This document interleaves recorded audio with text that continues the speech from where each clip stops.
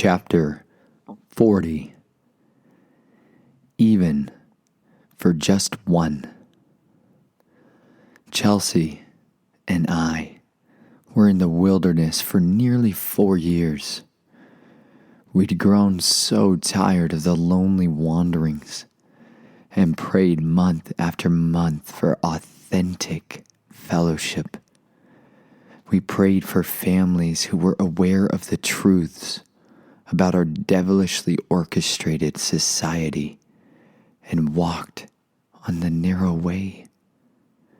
We did not see those prayers answered for months, then years, but our faith bid us to continue. Amidst the depths of our greatest hours of suffering, we did not have the hands to hold us as the forces of evil pounded on our doors. We had only the abundance of His mercy, power, and strength. But the mighty God hearkens unto the cries of His people. And do you know how Yahweh answered that prayer? It was through a man I'd never met who had a conversation with his wife. Their names were Kyle and Rebecca. They'd woken up through humility and revelation to so many truths surrounding corporate Christianity. They had discovered demonically inspired doctrines, and brotherhoods had been openly and greedily welcomed into the same megachurch we'd left and began to quietly walk in the way. They'd been attending a Bible study for a few years with many of the folks from that church. Kyle was given an opportunity to pick the next topic of study and wanted to do 119 Ministries series about our lost Hebraic identity and being followers of the whole Bible, rather than the parts which fill up the pews, pocketbooks, or pleasures of sins. This was a risky decision. Most of us who begin to learn about conspiracies, electronic control states, or the deceptions in our churches do so behind closed doors, often because we are scared someone might think we are nuts. But Kyle was willing to come out of the closets of cowardice for the sake of truth, as this new way of following Messiah was all about forsaking the broad road. See the film titled The Way, a documentary, at theway.com for more information. Kyle stood with Rebecca in their room, where they looked at each other as they battled the familiar fears of what people will think. The thoughts about the inevitable persecution and mocking they would suffer came boiling to the surface. Kyle looked at her, and he said something each of us must never forget.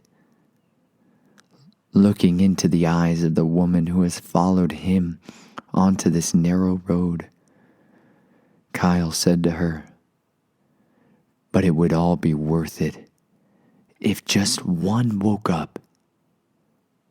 If just one person sees the truth and gets set free, it would all be worth it."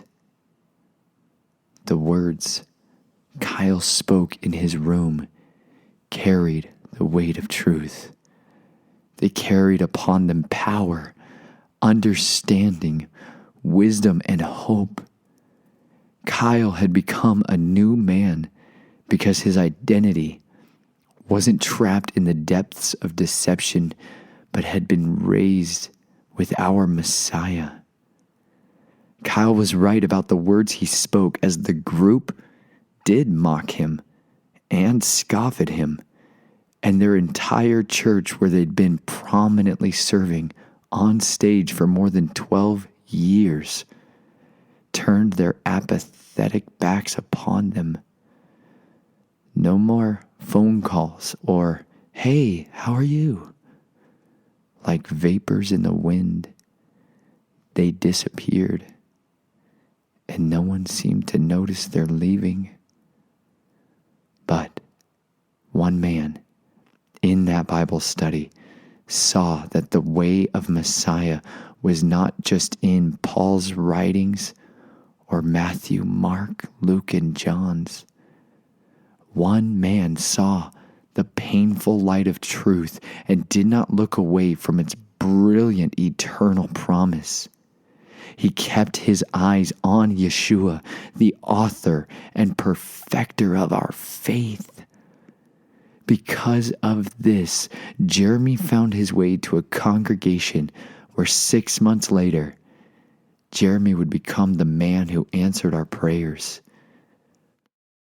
Jeremy, this one called out sheep, answered an email my wife meant to send to someone else, and connected us to people we'd been praying for 4 years to know as our own. A group of people where we are free to fellowship and ask questions as we all learn together things that are foreign and new to us, as we all try to understand this new way of being, this promised identity as Israel. It may not be about your identity. It may not be about a lifetime of boredom, misery, or abuse. Your story is yours and is potentially no less important or influential than any others. The real power available to us all comes when we step into the wilderness of the unknown, where our faith is no longer a get out of hell free card in our back pocket, but is life and death. Would it all be worth it if just one person found the way, the truth, and the life?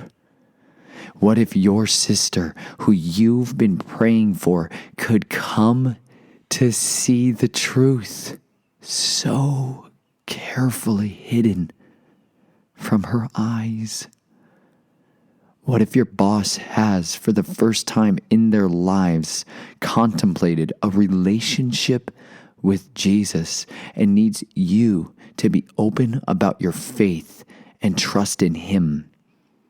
What if the beggar whose hands are clutched around cardboard signs of help is waiting for you to be the one who provides him a room to sleep in that night? What if the conversation you had been dreading with that person is the one where you can help be the hands that snatch a burning stick from the flames? These are not hypothetical questions anymore. These are the flesh and blood realities of our perishing world. For every day you hide your light of truth in your closets of cowardice, you give ground to the enemy to take those curious, lonely, and thirsty souls for his own kingdom. Every day you linger, every day you wait, the darkness grows. Kyle and Rebecca painfully suffered the loss of friends, family, and reputations. But into that void came Jeremy. Their faith-filled hands reached into the fires of persecution and snatched one stick from the flames. Jeremy's new life has multiplied and turned into dozens and will become hundreds more. I hope you remember this when your flesh whispers pride-filled lies and man-based fears. You have a testimony so many others need to hear. No matter your concern, no, our King specializes in using cowards who find his courage will become their own. For Yahweh has not given us a spirit of cowardice and fear, but of power, love, and a sound, rest-filled mind. I pray each of you will remember that the enemy is not defeated by our bullets, blades, or our left or right-wing politicians, but the enemy, the dragon, that serpent of old, is defeated by the blood of the Lamb and the words of our testimonies, and not loving our lives even unto our deaths. Now is the time for us to boldly step out of the shadows. Now is the time for us to wage the spiritual wars and take back the promised lands of men and women whose hearts have been trapped in the walls of deception.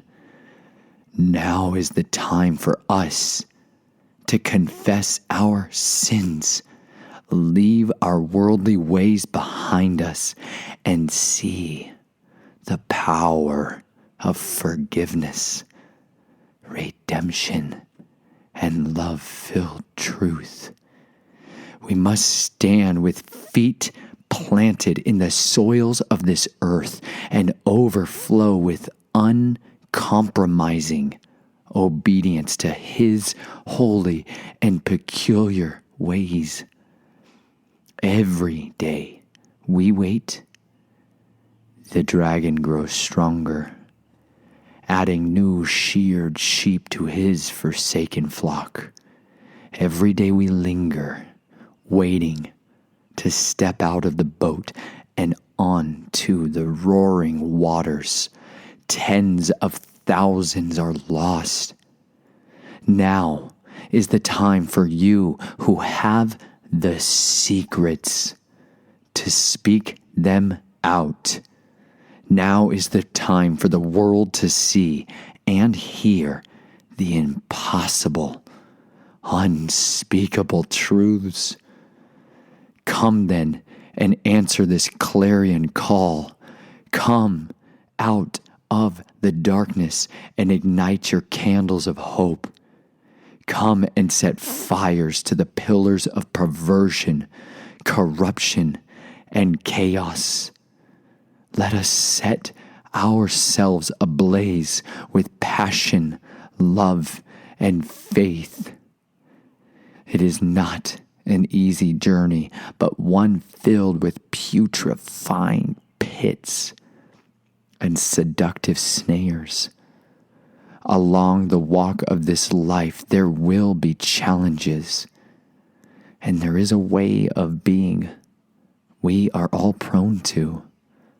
It bids us who have been free to run back to the shackles, and it is time to discuss why it's easier to run than to abide.